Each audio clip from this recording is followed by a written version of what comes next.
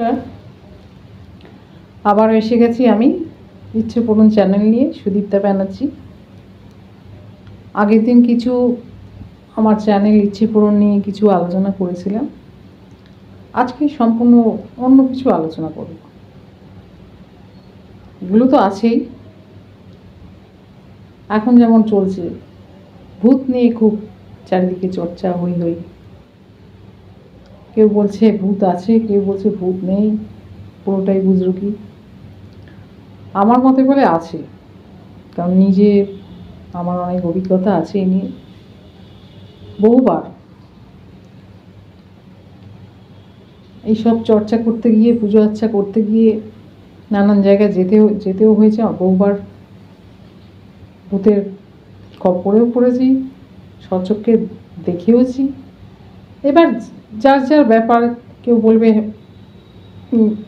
পুরোটাই বাজে কথা, কেউ বলবে হতেই পারে। আমার নিজের অভিজ্ঞতা।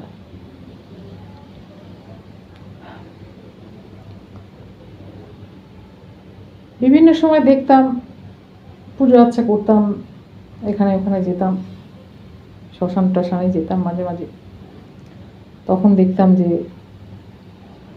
প্রথম একটু ভয় ভয় লাগতো, তারপরে অতটা ভয়টা কেটে গেছে, পাওয়ার একটা তৈরি হয়ে গেছে শরীরের মধ্যে, জানি না। তারপরে মাঝে মাঝে বাড়িতে দেখতাম হঠাৎ সিঁড়ি দিয়ে উঠে যাচ্ছে, নেমে যাচ্ছে, উঠে যাচ্ছে, নেমে যাচ্ছে। ঘরের মধ্যে যাওয়া মনে হলো কেউ যাচ্ছে আসছে। দীর্ঘদিন ধরে মানে এই জিনিসগুলো দেখতাম। বাড়িতে থাকি দুটো ছেলে নিয়ে, আর আমার হাজব্যান্ড কাজে ও অফিসে চলে যায়, বাচ্চারা স্কুলে যায়, স্কুল থেকে বাড়ি আসে, ওদের নিয়ে দেখতাম। এইভাবে একদিন হঠাৎ দেখি যে সন্ধেবেলা চাটা খাচ্ছি আমি, আমার কর্তা দুজনে, হঠাৎ দেখি একজন মানে ছেলে, অল্প বয়সী ছেলে, নিগ্রো টাইপটা নিগ্রো, মাথায় ওই মিশরের দেশের ছেলেগুলো যেমন হয়, মাথায় ঝাগড়া ঝাগড়া চুল, কালো, গায়ে কোনো জামা কাপড় নেই।